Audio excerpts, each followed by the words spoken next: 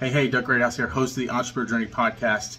And before we get into another amazing interview with an incredible entrepreneur, I wanted to invite you to the Trailblazer Mastermind community. What that community is a community of amazing entrepreneurs, just like the ones that you've seen me interview on the podcast, the 6 and 7 figure entrepreneurs. You'll get to learn from and engage with those entrepreneurs, and as well as many other entrepreneurs. We have a weekly networking event in there where you will meet the people that are seeking you and that you are seeking, meaning your next podcast guest, or if you want to be on a podcast, your clients, joint ventures, affiliates. We make those connections happen inside the Trailblazer Mastermind at the Entrepreneur Connect. We also have a monthly mastermind called the Trailblazer Mastermind. It's a feet to the fire style mastermind, meaning the goals that you have set for yourself and your business, you have a mastermind that is going to hold you accountable and help you hit those goals. You also learn what is working inside of other coaching businesses to help them grow. So that's not all. We also have the Sales Site All-in-One marketing platform, which you will get access to as a member of the Trailblazer Mastermind. It has everything that you need to grow your coaching business, from funnels, you can host your website there, social planner, email automation, SMS automation, sales pipeline, everything, literally everything you could possibly need to market and grow your coaching business is inside that platform. So you'll get access to that. There's also contests and giveaways. There's the expert training library, where we have experts. If you want to launch and grow your podcast, if you want to write a bestseller, those experts are going to be inside of the mastermind, and you can learn from them and grow. And in addition, last but certainly not least, there's the Raise Your Revenue course, the course by me and my team that we put together to help you hit your 5-figure consistent months in your business and then grow from there. So this is a roadmap to get you to that first 5-figure month, lay the proper foundation, and you can grow from there. So there's so much more. Go check it out. It's at mastermind.salesite.com, and I hope to see you on the other side. All right, we are live on my Facebook profile, and welcome everyone to another edition of the Entrepreneur Journey. And today I am so happy to have Brandon Duff with me today. Brandon is going to fill us in on some how to have unwavering confidence. He's going to tell us about his story of entrepreneurship and how he got into passive income streams and relate some of that passive income strategies with us as well. So happy to have you, Brandon. Without further ado, please give us a little introduction to who you are. Yeah, I'm Brandon. I guess would be called the boring passive income guy. I usually said guy, but now that I'm actually becoming a dad here in a few months, I switched it to dad instead of guy. So I'm a big fan of recurring income, because recurring income is how you build freedom. Like previously, I was a personal trainer. I'm guessing we'll go into that here in a little bit, but I went from pretty much just owning my own business as a personal trainer, creating a nice little desk job for myself, essentially, and then moving into the online space, and now just focusing on mostly just recurring income and investing. Nice. Yeah, we're going to get into your story. I definitely want the audience to hear your story. But first, I'd like to start with just some getting to know you questions, kind of break the ice, have some fun. So would you rather do a mud run or a 10K on city streets? Ooh, I've done about 2 Tough Mudders and 3 Spartan races. So I definitely do mud runs because it's much more fun and there's obstacles along the way versus just a flat, boring, flat ground like the city. So definitely much more in the mud space. Nice. I've never done one. I want to do one. So you should. They're a lot of fun. Okay, so let's go back a while. I don't know how old you are, but what, if anything, was the most likely to in your yearbook in high school? And if you don't know, like, what do you think it should have been, or it should be rated to where you are now? God, that's a great question. I don't know what it was. I knew there was something, but I would say most likely to have the best hair would be today. Nice. So that would probably be my my go-to tagline in my yearbook. Yeah, that was probably mine too. Twins. What is something you would like to learn or become more adept at? Being the best father that I could be. I've always wanted to be a stay-at-home dad, and now I actually get to say that I am. My wife is 19 weeks pregnant, so we have a little artichoke, I think, based on the little think it's called whatever the little app that they have. She sends me like little fruits that how big the child is. So Oh, nice. yeah, I think it's called the bump. That's what it's called. So yeah, I'm very excited to see the difference between taking care of a dog and working with them versus actually a child, and how that shifts your life quite a bit. Yeah, you're in for a lot, I'm sure. One of my favorite parts of the show is the fill in the blank question, because it usually opens up quite a bit of insights. So your fill in the blank question is, when you can learn blank, the world is at your fingertips. Oh man, when you can learn money. I think that so many people don't understand money. They think it's a form of currency. In reality, it's really just a shift of obligations in time. And if you're able to understand how money works and leverage and all the things that go into the function of money and how it's a tool versus a form of currency, the world is your oyster. Yeah, I would agree with that completely. All right, let's dive into your story. You kind of alluded to it a little bit ago, but kind of start with where you were, right? At the very beginning, before we ever became an entrepreneur, what kind of sparked that entrepreneur spirit, and then kind of the twists and turns, ups, downs, rights, lefts, all along your journey. Give us the highlights and then kind of get us to where you are now. Yeah, definitely. So I got out of high school, went to college, didn't show up at all because I would just smoke pot every day and play video games. I was addicted to World of Warcraft. And I was just not a fan of school. I just showed up because I thought that's what you had to do. And I worked like customer service jobs. I was really good at typing because I played video games all day. So I could type really quick. So data entry was like kind of my thing. And then I was dating this girl at the time, and she's like, why don't you like do personal training? Because I mean, that's cool. And you like sports and you've been in sports your whole life. So like, why don't you do that? You played, you lifted when you were in high school and college. So played rugby. So I was like, yeah, that sounds like a great idea, Mom. Can you pay for this? And she's like, sure.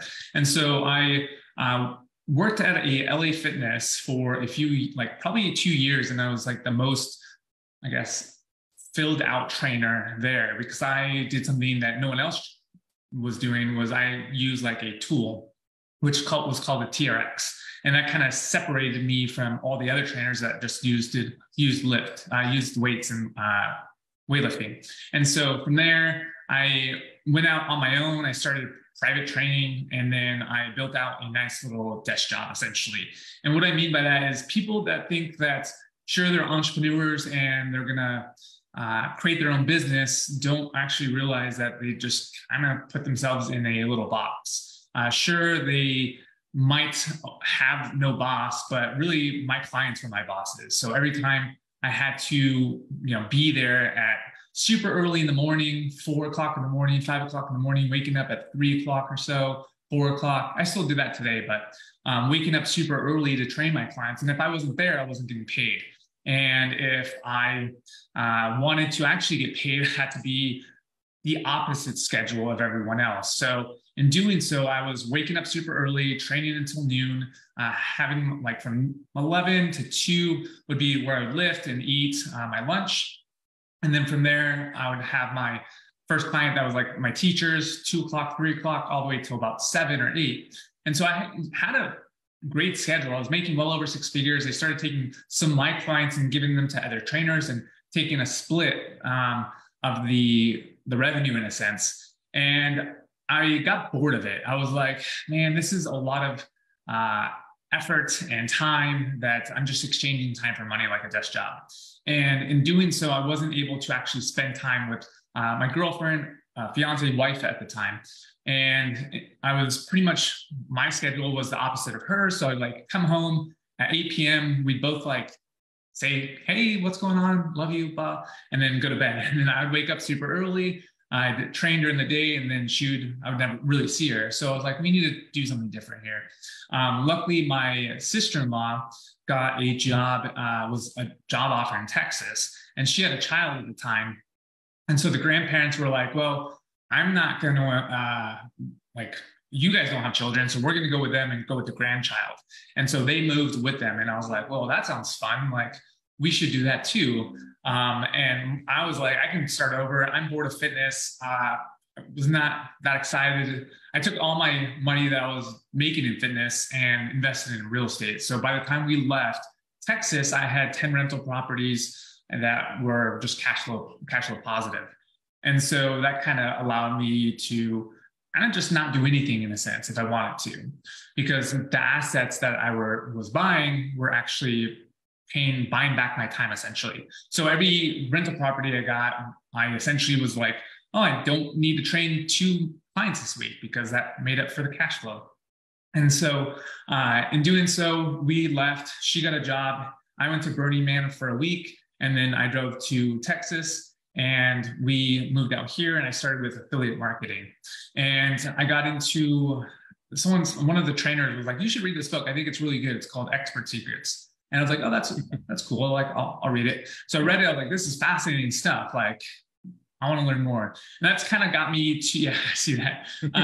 Kind of got me to wanting to get into affiliate marketing, get into kind of the online space. And so when I moved, I started with that. I read all the books and I ended up promoting ClickFunnels. And I realized that that was a super saturated market and everyone was selling the same thing. And so I was like, this is not going to work for me. I'm not going to do this. So I needed to find something else. And right at that time, a new software that was kind of their competitor that was flying under the radar was called Go High Level, or High Level essentially. And so I was like, I can white label this software. I can put my own name on it and use it as a way to talk to all the ClickFunnels people who don't know how to use ClickFunnels and show them you can just download a 2 Comma Club winners funnel and use it as your own. So instead of having a funnel hack that took like 2 hours to actually build a funnel, you can do it in 30 seconds. So that's how I started my first online business, was selling a white label product to ClickFunnels users that was essentially the same product that they were using, just it on steroids. It had like everything that you would want and then some. So I used that and I built that out, had recurring income that way, and then started still investing. At that time, I had 1 car and I was renting it out on an app called Toro because I worked at home and I didn't need my car. And so as of this year, actually, I've added 2 more cars to my Toro fleet. So instead of having rental property that gets appreciation, depreciation, tax benefit, all these things, and some cash flow, I was also making money with my cars, which most people would be like, oh, that's a depreciating asset. But if you actually use it as a business expense and use it as a way to make money, it's actually a nice little tax harvesting vehicle and a good way to make recurring income, because I'm renting out my assets to other people. They're paying down the loan essentially, and I can write off the depreciating on a car. And so real estate, cars, affiliate marketing, that's software. So all these ways to build recurring income, and then obviously stocks and crypto and all that. So I just take my money because, like we said, it's just a tool to do things faster, to shift obligation or shift time. And now I just take all my money and buy other income producing assets. Nice. We're going to dive into some of that passive income strategies in a minute. I do have some questions, like I've been listening intently, and I always like to bring up questions based on some of the things you said. So one of the things that from the early on, when you were in personal fitness, when you were a trainer, you did things differently than the other trainers. You stood out. So that was one catapult. And I think that's one thing from your story that the audience can take away is don't try and be like everybody else, right? Because you're going to attract, you're not going to get more clients because you're just going to get the same amount of clients because you're the same, right? Yeah. So you need to, I think that a lot of people try and model other people, which is a great way to learn, but essentially you need to do just a 2-degree shift. You can just have that one special thing that catapults your business. So I'll give you a few things that I've done in that time. So in fitness, I particularly did TRX for when I worked in a commercial gym, because everyone was using weights. I was using resistant bands essentially, which kind of stood me out from the crowd. Plus I kind of just went in front of everyone when people would be coming into the gym, I'd be like the first trainer they would see with these bands, and they would be doing all these weird things, and people were like, what is that? Like, then they would want to like ask and know more. So that was one. Another thing, when I went private, most people typically will train anyone. And that's typically not the way to do it, because everyone else is wanting to train everyone else. And so if you think about the people that use fitness or that hire trainers, are usually women that are pre or postnatal, athletes, child athletes, elderly that need mobility, or men that are executive entrepreneurs that need to kind of enhance their appearance, work on their physique, have them have more mindset.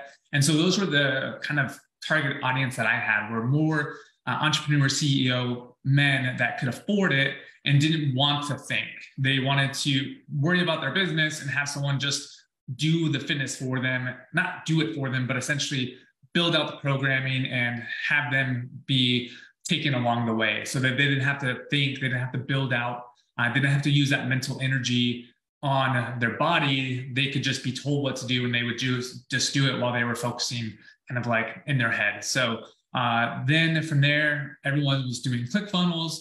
So I just did software that was like ClickFunnels, that 2-degree separation, or that 2-degree shift. And essentially I was selling them a sales funnel software that was the same thing, but could easily save them time and frustration, because they didn't have to rebuild a funnel. They could just download one essentially from a proven, I guess, model, the 2 Comma Club. So I would say if you have that slight edge in a sense, and it's a good book if you want to read it, it's The Slight Edge. I would say that that's a great way to differentiate yourself in the online space. I mean, if you look at even my I changed it now, but before I had the avatar of Mr. Monopoly. Mm-hmm. I just changed it recently because now I'm a dad. And so with that, most people just have their face or whatever, and it's kind of boring. So I created an avatar that kind of stood out from the crowd. And so I think the biggest takeaway is kind of just being able to not have influence, but what is the word I'm looking for? Have stand out and create attention. Mm-hmm. If you can create attention, attention is like the new form of currency. Mm-hmm. So the way you can create attention is just having that slight shift in a sense. Yeah. Wow. I immediately recognized the Monopoly man when it was on here. I was like, I know exactly what he's doing. That's pretty cool. And it fits so well with what you do, teaching people passive income strategies. Right. So really, really cool. So now I want to get into some of that expertise. One of the things that we talked about on a pre-call is about confidence, and how what I want you to teach the audience, or tell the audience, is the secret to building unwavering confidence, no matter or in any aspect of life. Yeah. So I think that growing up, I kind of brainwashed myself into kind of just being confident. The reason that I would say the way I did that was just listening to music that was upbeat and positive.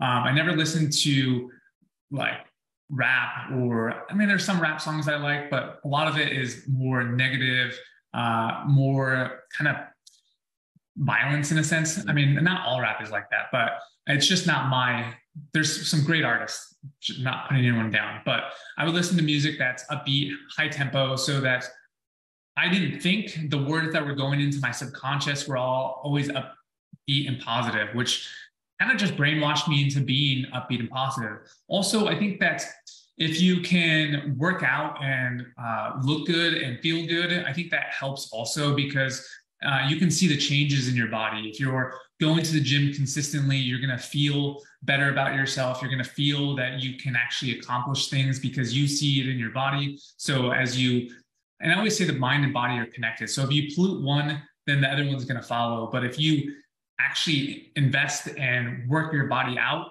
your mind is going to follow also. It's going to get stronger. It's going to believe it can achieve. And so all these things that, by brainwashing myself, working on my body, lifting, listening to other people talk about things that are upbeat and positive, and how their mindset has shifted from getting rid of certain things. A recent thing I've actually done is just cut out alcohol. which I find that my mind is sharper. I'm not groggy. And so waking up and not being groggy, having that sharp mind also helps with keeping that mindset on the right path. And if you consistently drink, and I'm going to drink a lot, but when I drink, I drink. And so being able to cut that out and being able to just be clear-minded, I think helps also. So another would obviously, alcohol is a poison. So like I said, if you poison your body, your mind is going to follow. I mean, you look at alcoholics and how they deteriorate over time.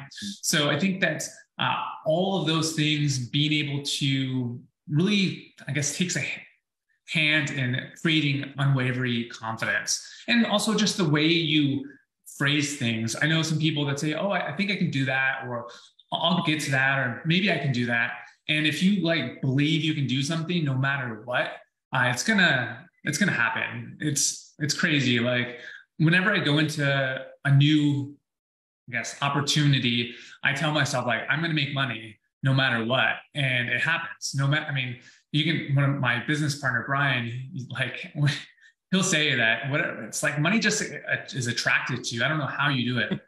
It's because I go in thinking I'm going to do this. It's going to happen. And I put that out in the world. And I don't know if I believe in manifestation, but I kind of do, because when I put that out in the world that something's going to happen, it definitely does. And so I think that all those kind of combined allow me to have unwavering confidence.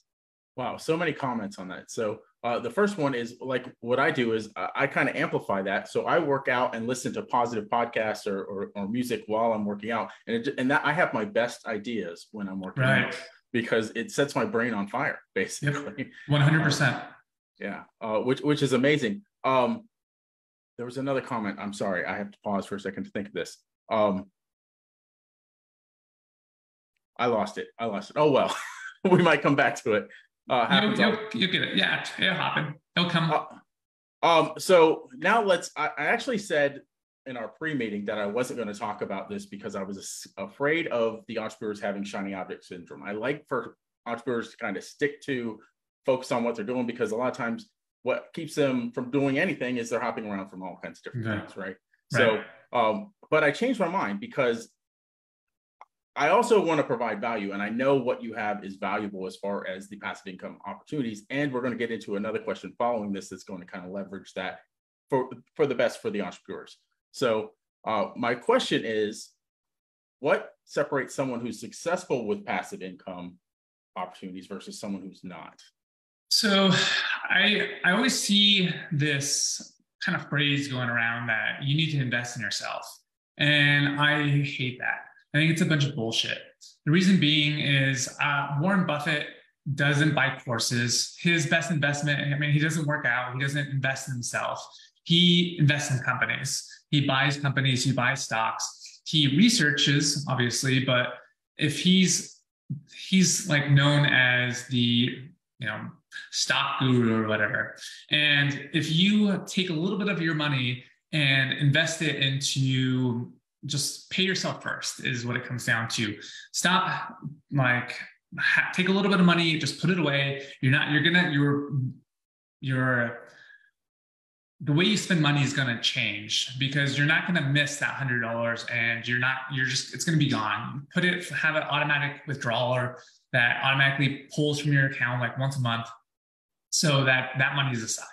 And I think that if you can do that and start investing it into whatever long-term asset class that you want, is going to make up a lot of the headaches down the road, because ultimately the asset that you're investing in is going to appreciate over time, just because how inflation works, how the speed of money works. And so if you can take your money and leverage it and use money to make more money, I think that's the difference in someone who's going to be successful and who's not. Plus, if you think about it, and I've seen this happen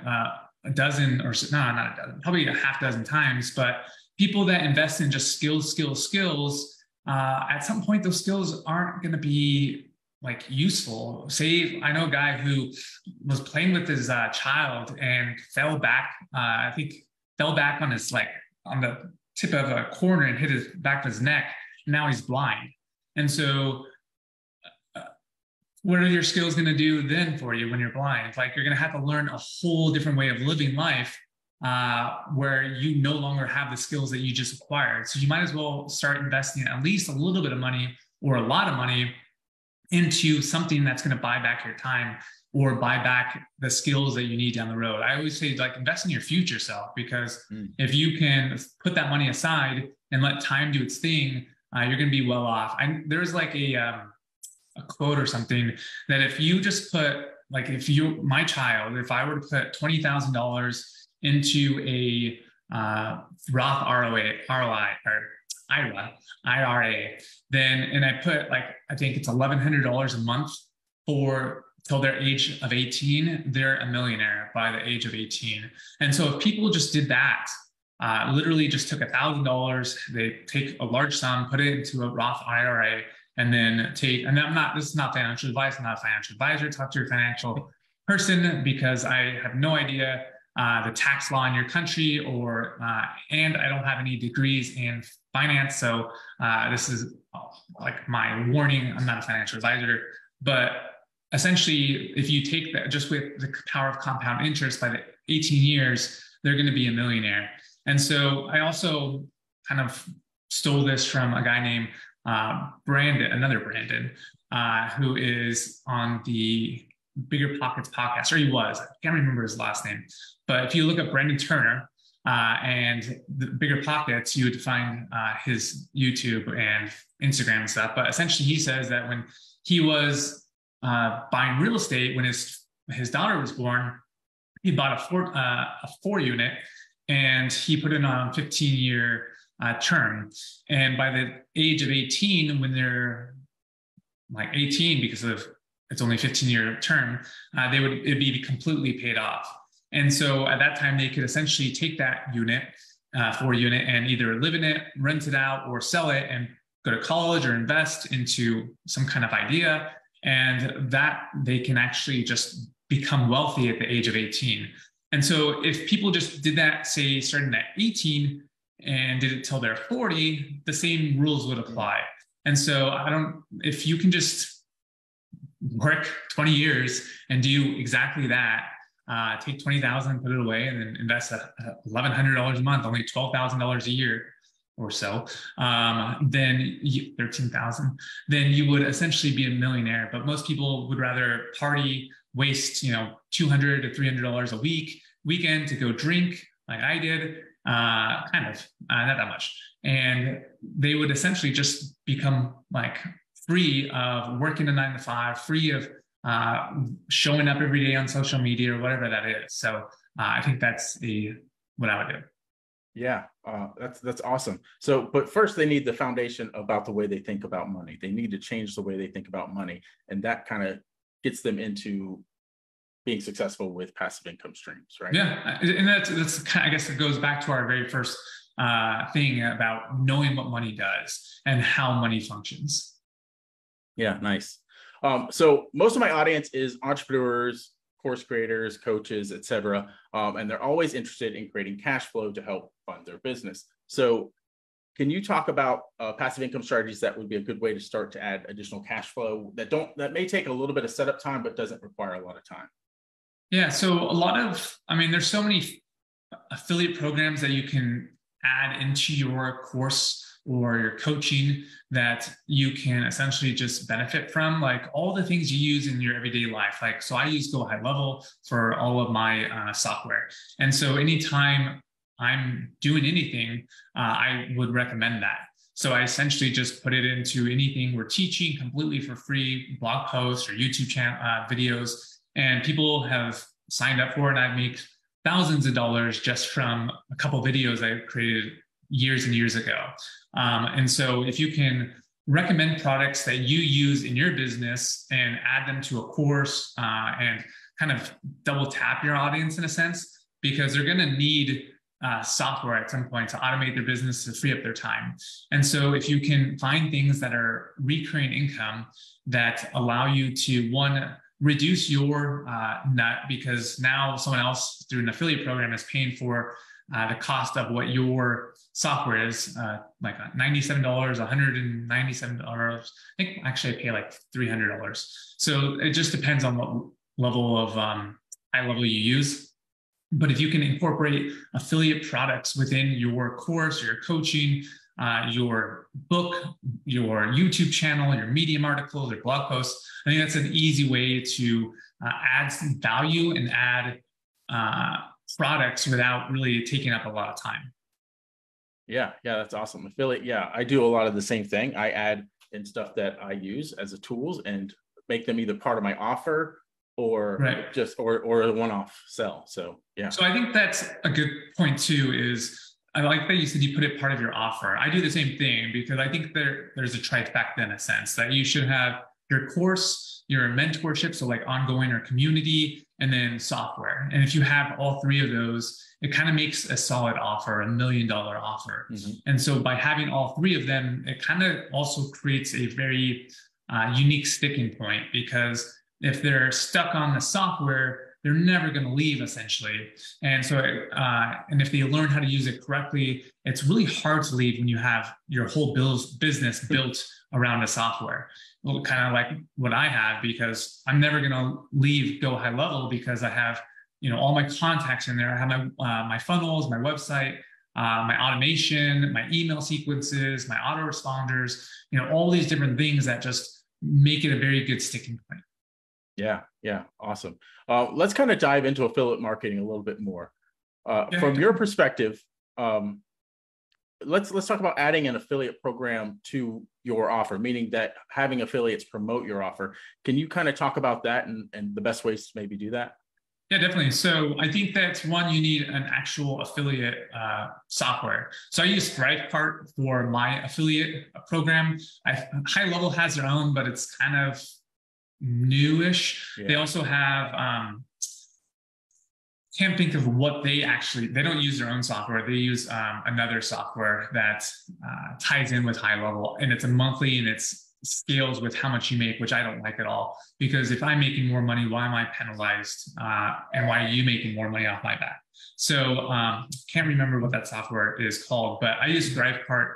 It's a great tool that is one-time payment, and it is amazing. And so I use that a lot. And then you can have your affiliates sign up through that software and promote their links. And from there, I would essentially have an onboarding for the affiliates to teach them how to build a foundation and marketing and networking and relationship building, how to create content, how to actually do all the things that go into affiliate marketing as a whole. I think that a lot of people just think that affiliate marketing is one skill, but it requires actually a lot of sub skills to actually be successful at it. And so if you don't know how to create content, if you don't know how to network or build relationships or really just provide value, then you're not going to be good at affiliate marketing. And so in doing so, I think that if you can have a program that can capture emails, give them an email sequence for your affiliates, and then build an onboarding program, kind of like you would for employees, where you have like how employees are supposed to work in your company. You do the same thing with affiliates, is essentially you just build out a onboarding process for them. Yeah, a lot, as much, I would also say that's probably the more done for you that you can do for them, like create emails, banner ads, all those type of things that you can supply to them to make the work easier for them, the more likely they will be to promote it, right? Oh yeah. I mean, I used to think that most people are lazy, and they're going to try and do the easiest thing possible. And like you said in the very beginning, you don't want to give shiny object syndrome to people. And that's happens all the time in the affiliate space. People jump from thing to thing to thing, and they don't get any results whatsoever. And so if people can just stick with one thing and go hard in the paint for a year, they're going to get massive results. And like you said, the more you can help them with banners and all that, that's great. And it makes it much easier for them. But if they don't have the foundation, then they're not going to know what to do with those banners. They're not going to know when to pitch someone or not to pitch someone. So having both, I think, is very important. Yeah. So I think one of the key words in there is marketer, right? You've got to have some marketing skills as an affiliate. Yeah. So I think you alluded to that. You have to really the difference is that you just don't have your own products. You still need to have a lot of the same skill sets that a marketer has. You just don't have your own products. You're promoting other products.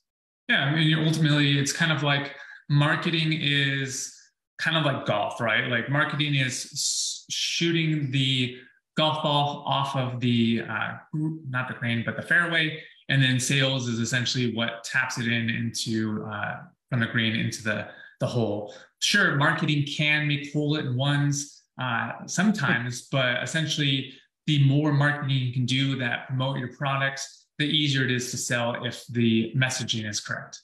Yeah. Awesome. Thank you, Brandon. This has been awesome. I do have one last, well, first, tell everyone where they can find out more about you and what you have to offer. I just shared my this. So I guess if you go to the share button of Doug's website or Facebook, there's my little share to my profile. You can look at my trainer, Brandon. It's pretty much my Instagram and my Facebook, or the Boring Passive Income Guy is a kind of easy way to find me. So I would say that probably be the easiest way to get in contact with me. Awesome. Well, thank you. And if you want to learn more about passive income strategies and how to grow your wealth, Brandon's your guy, the Monopoly guy. Actually, that's not his moniker anymore, I don't think. Are you going to stick with that? No, I actually am switching it to just to be the dad, just because so it was funny. I was talking about a business partner and he was like, yeah, I mean, people get it, but it might not, I've done it for so much. It was a branding thing. And so it stood out, right? But people can't relate because a lot of people don't invest in real estate. They don't invest in, besides their 401k, they don't really invest outside of stocks or anything like that. And so I've done that for 2 years and it stood me out and created a lot of influence and I guess views essentially on me. But now I'm trying to be relatable in a sense and being able to show that I am a dad just like everyone else or not, then it's another branding play. So yeah. Nice. I can see how that would resonate more. Like you're a dad trying to supply for your family. You're trying to figure out ways to bring extra income in. Boom, right? Passive exactly. Income. Yeah. That's awesome. Thank you again, Brandon. Last question. Any parting inspiring words for our entrepreneurs? Oh man, I would say the best thing you can do is really just take care of yourself and work out. I mean, Doug was saying that his best ideas were when he works out. And that's the same for me. Like every time I work out, I listen to upbeat music. I used to listen to a lot of podcasts and stuff, but then I would get distracted and be like, oh, this is really good. And I wouldn't lift. But I get some amazing ideas when lifting because those dopamine receptors, like all the different chemicals that are releasing when we work out, it just allows for that clarity of mind. And it really just helps enlighten kind of what you're doing. It's funny, I woke up, and I'll kind of give another example. I woke up at 2:30 this morning because my dog, I have a new puppy, and she's been learning to potty train. So she's been waking me up barking, but today she didn't wake up at all, which was amazing. But I woke up because I was used to waking up. And I was like, oh, this is perfect for what we're doing. And so I messaged my business partner. He lives in the UK. And I was like, notes, send, and then sent it to him. And that was like the thing I was kind of looking for. So you have to think that the more you work out, the more rest you get, the more, I guess, ideas that come into your head, your kind of subconscious sort things out. And if you are not taking care of yourself, if you're depressed, those thoughts do not come to you. And so you miss out on a lot of opportunity to become successful because your mind isn't healing, your body isn't healing. And if it's not healing, it's not able to function at, I guess, maximum velocity. And I would say that do those things and you're going to be very well off by just taking care of yourself and having that confidence, because if you have the confidence in yourself to achieve, that messaging is going to come out in how you speak, in your product offer, of how you promote something, and someone else is going to see that and they're going to be like, oh, that must be what it is to become successful, is because he believes in it so much that I want to be just like him. And so if you can have that confidence to put that messaging out there, it's going to resonate with other people versus being like, oh, I guess maybe it works. I don't know. Like if you're unsure, your messaging is going to be unsure, and then your audience is going to be unsure. And that's essentially the best way to fail a business. Yeah, that's awesome. I like to say, like, energy and confidence seem to matter more to me on sales calls than any type of script, right? Oh yeah, when your energy definitely. and confidence come through. When I know when my energy is high, I close more sales. Yeah, and it resonates with people. Like if you have that energy and you have that confidence, like you said, it's just going to resonate with people, and you're going to believe it some more. And it's just like through osmosis, essentially. Like it's just they're going to absorb that, and they're going to want to be a part of that, versus being mopey and down. They're going to be like, well, if this is the result of the product, then I don't want any part of that. Yeah, it's probably better just to cancel the sales call and do it another day if you're feeling that way. Right, 100%. So awesome. Thank you, Brandon. And until next time, entrepreneurs, keep moving forward. And remember to subscribe down below to this podcast so that you guys keep up to date with all of Doug's time-sensitive material. All right. Thank you so much, Brandon. Peace.